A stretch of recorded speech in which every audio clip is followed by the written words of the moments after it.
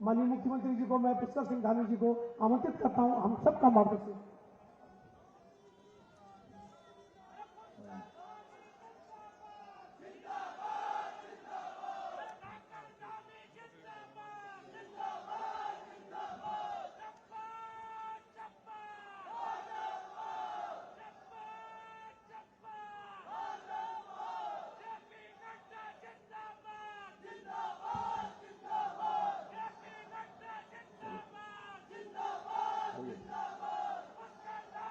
भारत माता की, भारत माता की।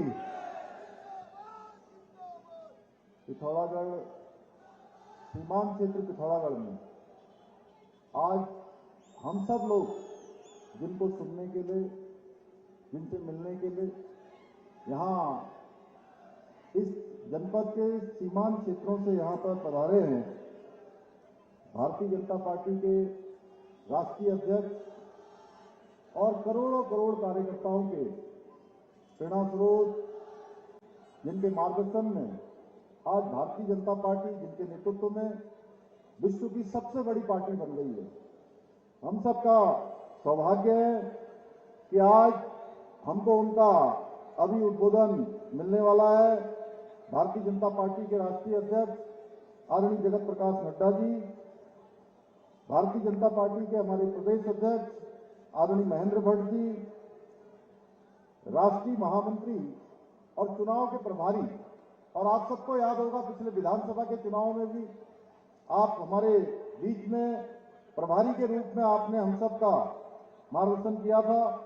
आदरणीय दुष्यंत गौतम जी, इस लोकसभा अल्मोड़ा पिथौरागढ़ के हमारे प्रत्याशी और सांसद आदरणीय अजय टमटा जी, भाई अजय टमटा जी, भारतीय जनता पार्टी के जिलाध्यक्ष भाई गिरीश जोशी जी, रैली संयोजक प्रदेश महामंत्री राजेंद्र बिष्ट जी, हमारे क्लस्टर प्रभारी कैबिनेट मंत्री श्री सौरभ बहुगुणा जी, लोकसभा प्रभारी सुरेश भट्ट जी, हमारे बहुत वरिष्ठ नेता और डीडीहाट के लोकप्रिय विधायक आदरणीय बिशन सिंह तुफाल जी, गंगोली हाट क्षेत्र के लोकप्रिय विधायक आदरणीय फकीर राम टमटा जी, जिला पंचायत की अध्यक्ष दीपिका बोरा जी, मीना गंगोला जी, लोकसभा संयोजक शिव सिंह बिष्ट जी, वीरेंद्र बल्दिया जी, गणेश भंडारी जी, चंद्रा पंत जी, धन सिंह धामी जी,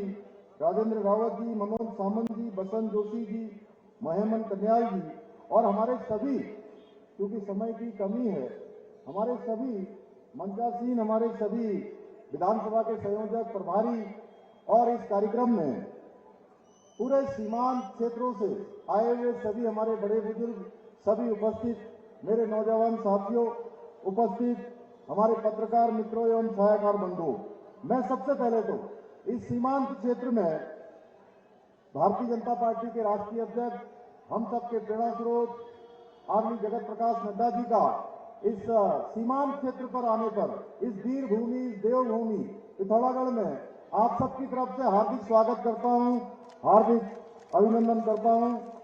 भाइयों बहनों, आदरणीय नड्डा जी के नेतृत्व में आज भारतीय जनता पार्टी अटक से लेकर कटक तक, कश्मीर से लेकर कन्याकुमारी तक लगातार संगठन का अपना विस्तार कर रही है। लगातार एक पन्ना प्रमुख से लेकर बूथ अध्यक्ष तक आपके मार्गदर्शन में बहुत प्रभावी तरीके से आज देश के अंदर काम हो रहा है। और मैं सच कहूं तो आज जिस स्तर पर हमारी पार्टी पहुंच रही है, जिस प्रकार से आज पार्टी का प्रचार प्रसार हुआ है, भारतीय जनता पार्टी के बिना भारतीय राजनीति की आज कल्पना भी नहीं की जा सकती है। ऐसे महान संगठन का अध्यक्ष होकर भी आदरणीय नड्डा जी जिस प्रकार सहजता से, सरलता से और डाउन टू अर्थ रहकर हम सभी कार्यकर्ताओं का, आम जनता का मार्गदर्शन करते हैं, जिस प्रकार से वो काम करते हैं, हम सबको उनसे प्रेरणा मिलती है। भाइयों बहनों, मुझे बहुत ज्यादा नहीं बोलना है। हम सब जानते हैं कि इस बार हमको आपने, माननीय अध्यक्ष जी ने एक नारा दिया है कि अब की बार 400 पार। ये केवल एक नारा नहीं है, ये नए भारत की, एक विकसित भारत की और मोदी जी की गारंटी की चाबी है, उस चाबी को हम सब लोगों ने संभाल के रखना है। और उत्तराखंड की जो 5 लोकसभा सीटें हैं भारतीय जनता पार्टी जीतने जा रही है। अब केवल प्रश्न यह है कि कौन सी सीट कितने वोटों से जीतने वाली है। भाइयों बहनों, कौन सी सीट का अंतर सबसे अधिक होने वाला है, यह प्रश्न है लोगों के बीच में। और पूरे देश में इस बार चर्चा इस बात की नहीं है कि सरकार किसकी बनने वाली है। सबको पता है कि सरकार मोदी जी की बनने वाली है, एनडीए की बनने वाली है, भारतीय जनता पार्टी की बनने वाली है। प्रश्न यह है कि 400 से कितनी अधिक सीटें जाने वाली हैं। इसलिए हम सब जानते हैं, हमारे प्रधानमंत्री जी का, हमारे राष्ट्रीय अध्यक्ष जी का उत्तराखंड देवभूमि से बहुत लगाव है हमेशा। और आप अनेक अनेक अवसरों पर, अनेक अनेक पिछले कई वर्षों से उत्तराखंड के अंदर संगठन के कामों के लिए आप लगातार उत्तराखंड आते रहे हैं। आप भली भांति उत्तराखंड को जानते हैं। इसलिए हम सब की जिम्मेदारी है कि इस बार ऐतिहासिक मतों से हम यहां से अल्मोड़ा पिथौरागढ़ से हमारे लोकसभा के सांसद भाई अजय टम्टा जी को भारी बहुमत से एक तरफा समर्थन देंगे।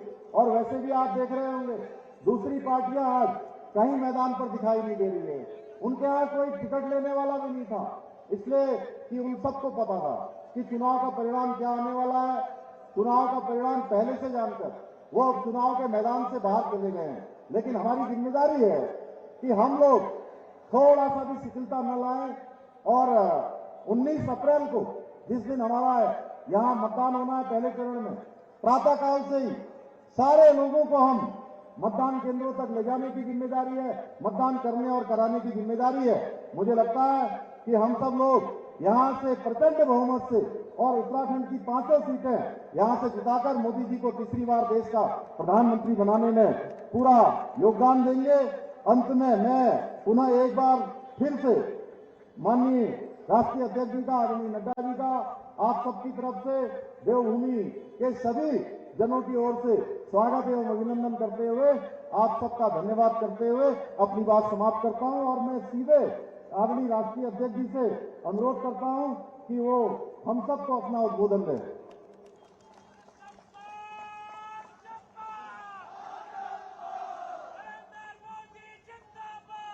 जिंदाबाद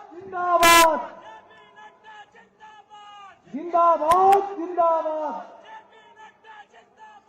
जिंदाबाद जिंदाबाद जिंदाबाद जिंदाबाद। धन्यवाद। बोलिए भारत माता की, भारत माता की, भारत माता की। आज के इस विशाल जनसभा में मंच पर उपस्थित हमारे उत्तराखंड के बहुत ही लोकप्रिय और यशस्वी मुख्यमंत्री मेरे छोटे भाई श्री पुष्कर धामी जी, हमारे प्रदेश के जुझारू अध्यक्ष श्री महेंद्र भट्ट जी, हमारे राष्ट्रीय महामंत्री, मेरे वरिष्ठ साथी और पूर्व में राज्यसभा के सदस्य रहे ऐसे हमारे महामंत्री श्री दुष्यंत गौतम जी, आप सबके लोकप्रिय प्रत्याशी और मेरे संसद में मेरे साथी श्री अजय टम्टा जी,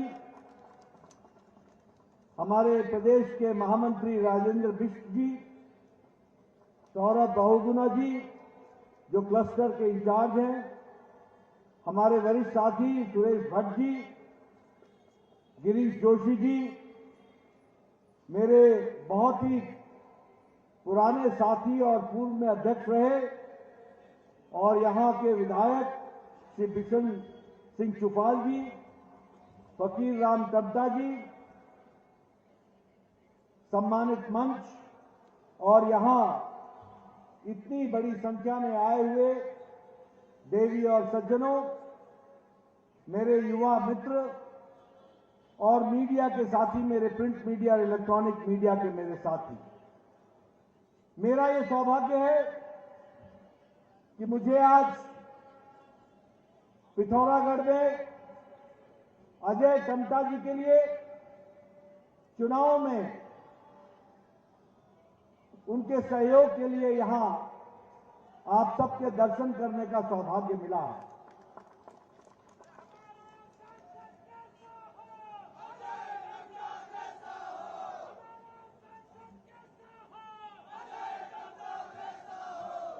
हम जानते हैं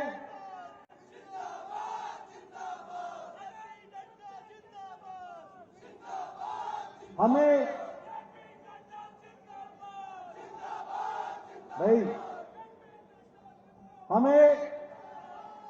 इस बात की भी खुशी है कि मुझे आज देवभूमि में आने का सौभाग्य मिला है। मुझे इस बात की भी खुशी है कि मुझे आज वीर भूमि में भी आने का सौभाग्य मिला। ये ऐसी भूमि है जहां हम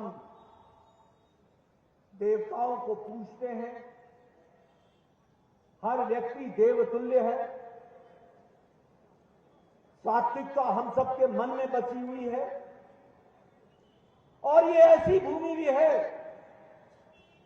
जो देश की रक्षा के लिए हमेशा तत्पर रही है। ऐसी वीर भूमि भी है। और जब हम चुनाव की बेला में जा रहे हैं तो हमें यह भी याद रखना चाहिए कि वीरों के साथ अगर किसी ने न्याय दिलाया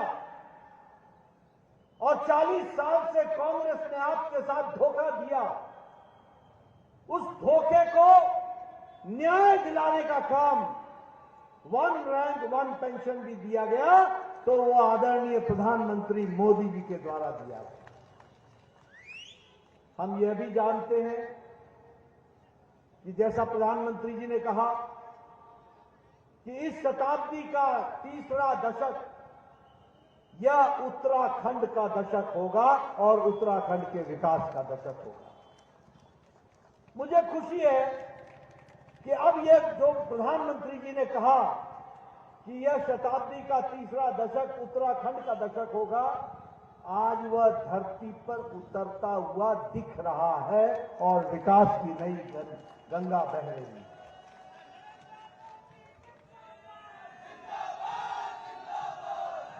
मित्रों,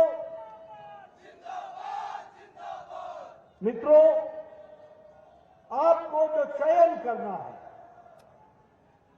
वो एक तरफ उन लोगों का चयन करना है जिन्होंने उत्तराखंड के दर्द को समझा है, जिन्होंने उत्तराखंड को आगे बढ़ाने में कोई कसर नहीं छोड़ी, जिन्होंने उत्तराखंड के युवाओं की आकांक्षाओं को पंख लगाने का काम किया,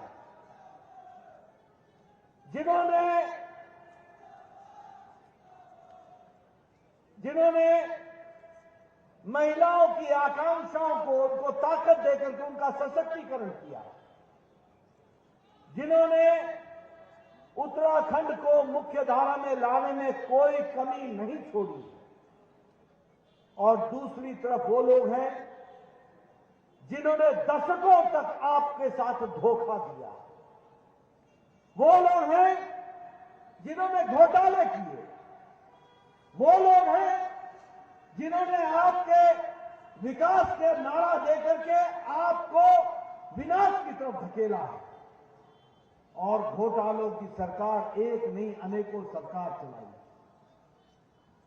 मैं आपकी याददाश्त को ताजा करना चाहता हूं। क्या ये सच्चाई नहीं है कि कांग्रेस पार्टी में कोयला का घोटाला हुआ था कि नहीं हुआ था?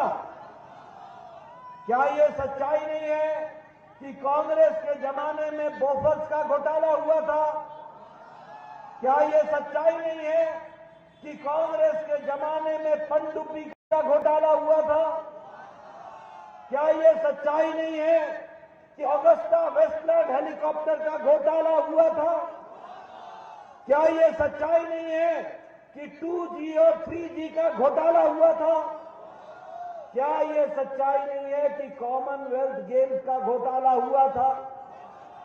मित्रों, इन्होंने न जल छोड़ा, न नभ छोड़ा, न स्थल छोड़ा, न पाताल छोड़ा, तीनों लोक में भ्रष्टाचार किया। ये कांग्रेस पार्टी का इतिहास है। तीनों लोक में, पाताल में कोयला घोटाला कर दिया, आकाश में इन्होंने ऑगस्टा वेस्टलैंड का घोटाला कर दिया, और इन्होंने जमीन पर कोयला घोटाला भी किया और उसके साथ साथ बोफोर्स का घोटाला भी कर दिया, यानी और जल में पनडुब्बी घोटाला कर दिया।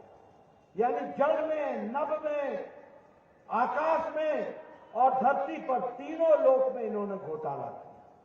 और दूसरी ओर प्रधानमंत्री मोदी जी के नेतृत्व में आप लोगों का आशीर्वाद मिला।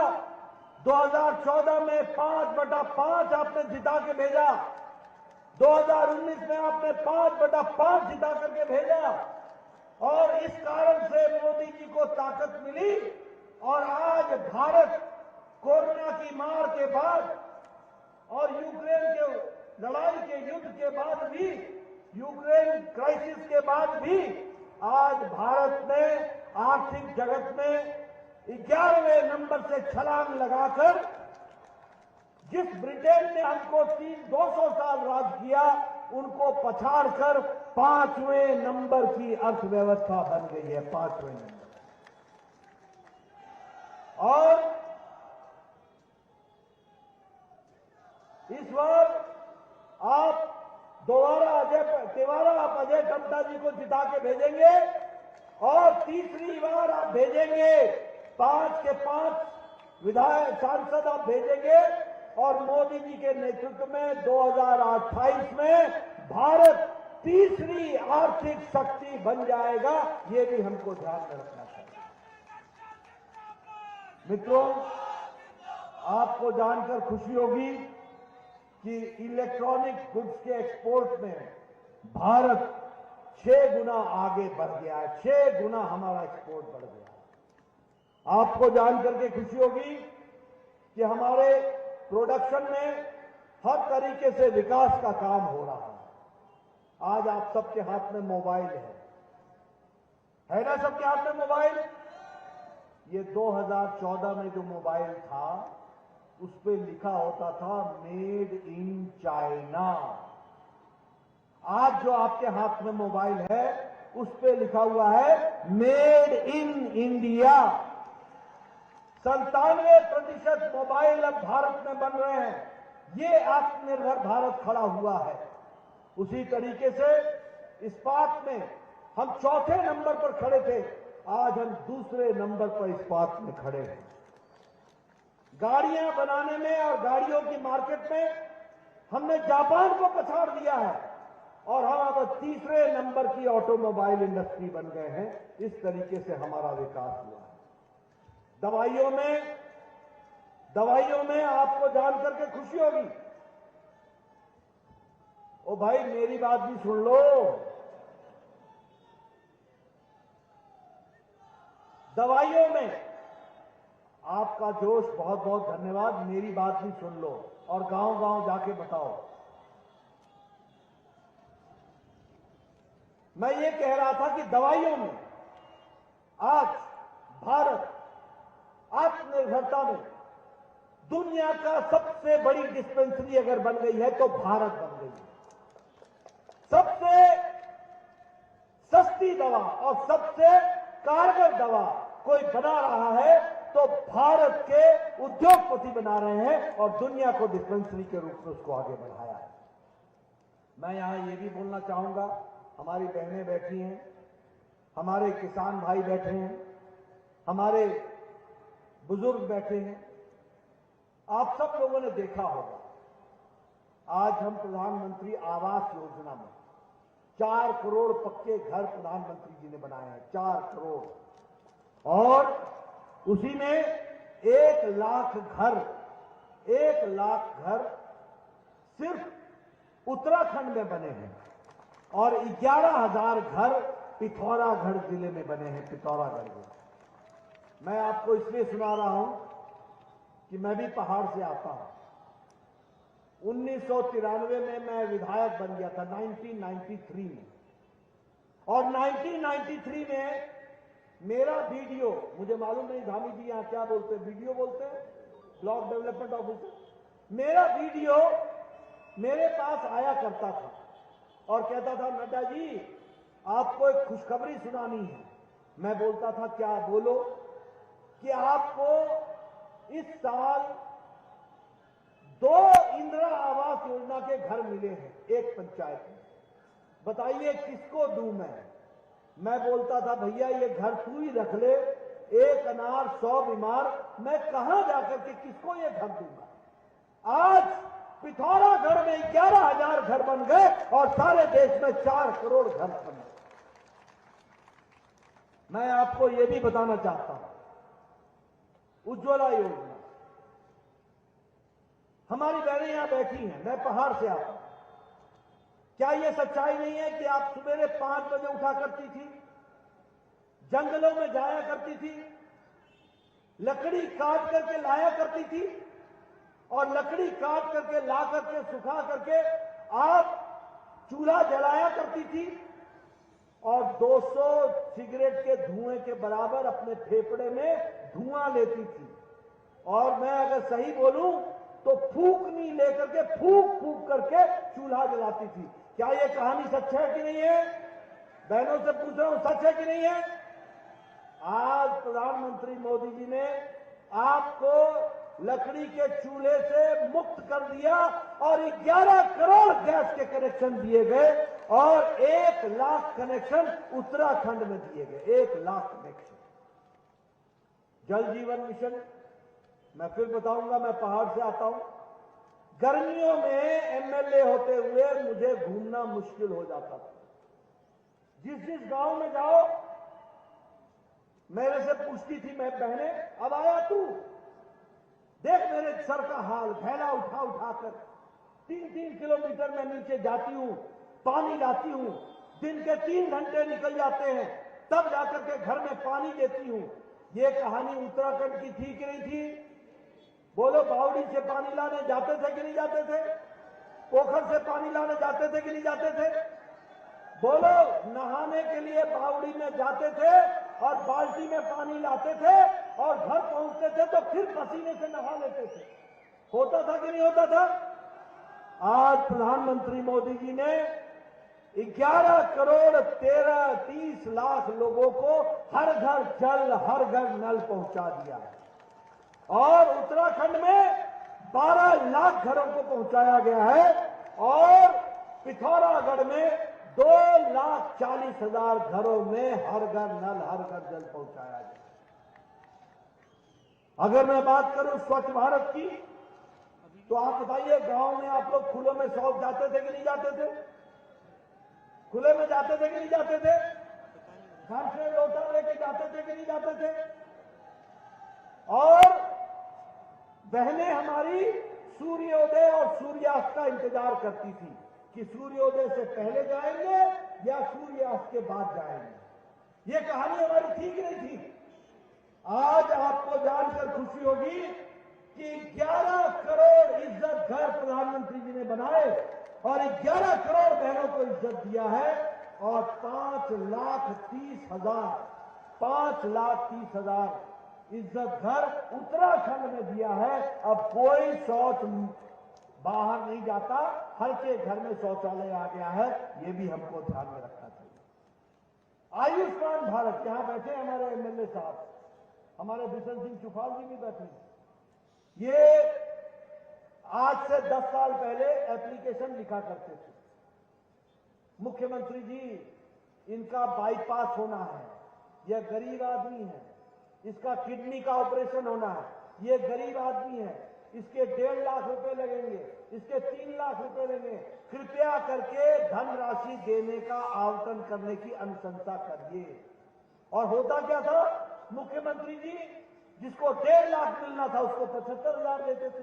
वो भी क्या करें, उनके पास भी पैसा नहीं था। ये प्रधानमंत्री मोदी जी आए जिन्होंने आयुष्मान भारत दिया और गांव के गरीब लोगों के लिए, कौन लोग? वो गरीब लोग कितने हैं? 55 करोड़ लोग, 55 करोड़ लोग, 40% की भारत की आबादी। कौन है ये लोग? रिक्शा वाला, ठेला वाला, सब्जी वाला,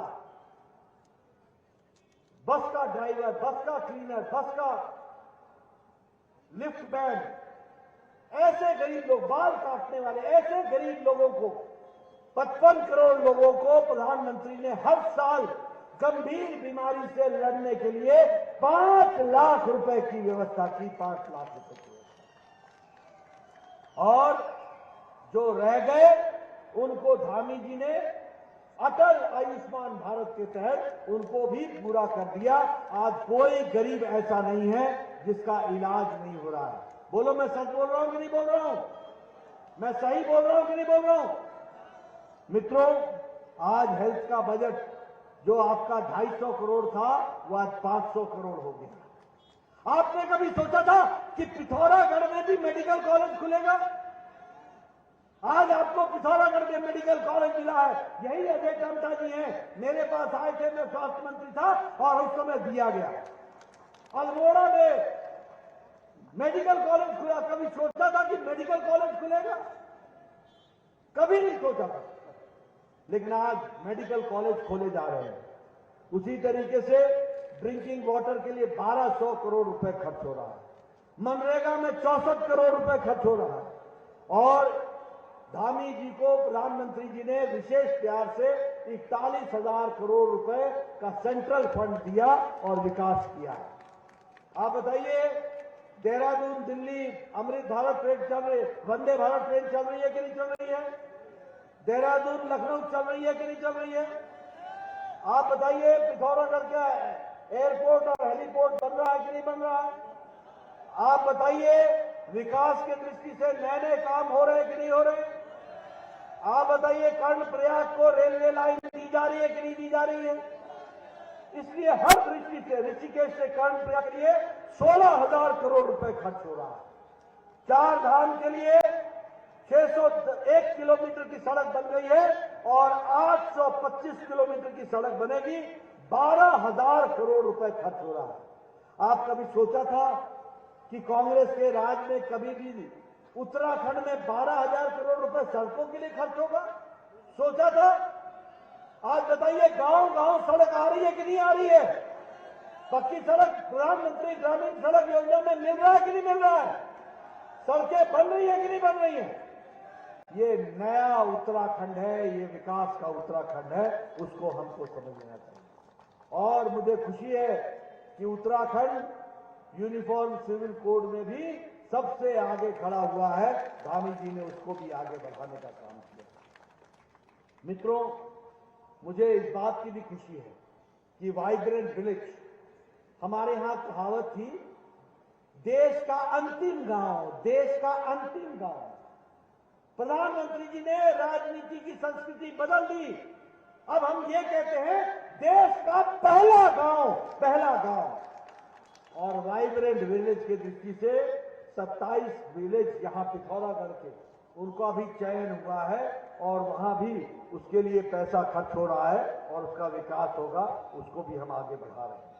इसलिए विकास की नई नई कहानियां आपके सामने मैं रखना चाहता हूं। आप यहां जैसे वीर भूमि, मैंने कहा, आप कांग्रेस के लोगों से पूछो जब वो आएंगे वोट मांगने कि तुमने वीरों की बेइज्जती की है, सर्जिकल स्ट्राइक पर तुमने प्रश्न खड़ा किया, तुमने एयर स्ट्राइक पर प्रश्न खड़ा किया, पाकिस्तान को पहली बार तरीके से जवाब देने का काम किया तो नरेंद्र मोदी जी के नेतृत्व में हुआ। ये भी हमको ध्यान में रखना है।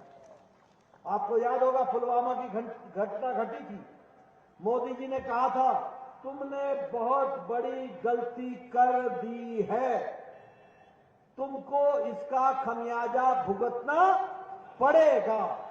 कभी सुना है कि कोई प्रधानमंत्री इस तरीके से बोलते हैं कि तुमने बहुत बड़ी गलती कर दी है और तुमको इसका खमियाजा भुगतना पड़ेगा? और उसके बाद आपको मालूम है, 10 दिन बाद एयर स्ट्राइक हुआ था और पाकिस्तान में जितने भी अड्डे चल रहे थे, ट्रेनिंग कैंप, सब ध्वस्त कर दिए गए थे। ये हमने देखा।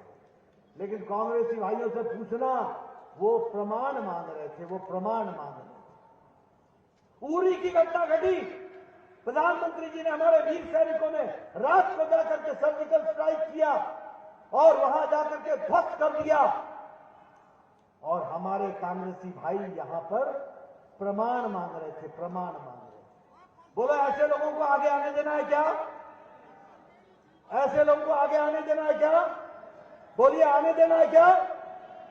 ये वो लोग हैं जिन लोगों ने, वीरों ने अपने आप को जिस तरीके से विकास के साथ जोड़ने का काम किया और देश को आगे बढ़ाया, उसकी रक्षा की, उसकी सुरक्षा की, उनके बारे में प्रश्न खड़ा करती है कांग्रेस पार्टी। इनका एक नेता है उप मुख्यमंत्री का भाई डीके सुरेश, वो क्या कहता है कि हमें अलग राज्य बना, अलग देश बना दो, नॉर्थ का खर्चा साउथ के पैसे से चलता है, हम तुमको टैक्स देते हैं। ऐसी आवाज वालों को आगे बढ़ने देना है क्या?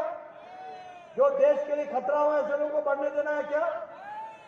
मित्रों, एक डीएमके का एक एमपी है, वो कहता है कि हम तमिलनाडु को एक सेपरेट नेशन बना देंगे। बताइए, वीर भूमि के सपूतों, ऐसे लोगों को आगे आने देना है क्या?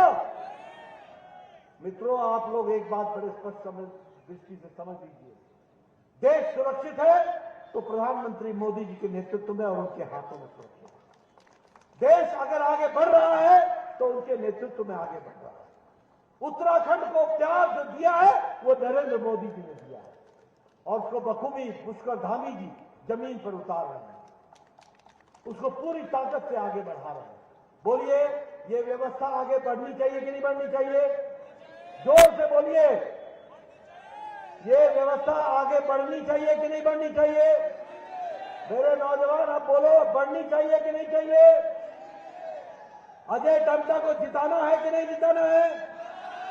अच्छे मार्जिन से जिताना है कि नहीं जिताना है? पुराना रिकॉर्ड तोड़ना है कि नहीं तोड़ना है? देश को आगे बढ़ाना है कि नहीं बढ़ाना है? तीसरी बार फिर से प्रधानमंत्री मोदी जी को प्रधानमंत्री बनाना है। इसलिए मित्रों, आप सब लोग अपनी राष्ट्रीय जिम्मेवारी को निभाइए और राष्ट्रीय जिम्मेवारी में अजय टम्टा जी को अपना कीमती वोट देकर के विजय बनाइए। इन्हीं शब्दों के साथ बहुत बहुत धन्यवाद।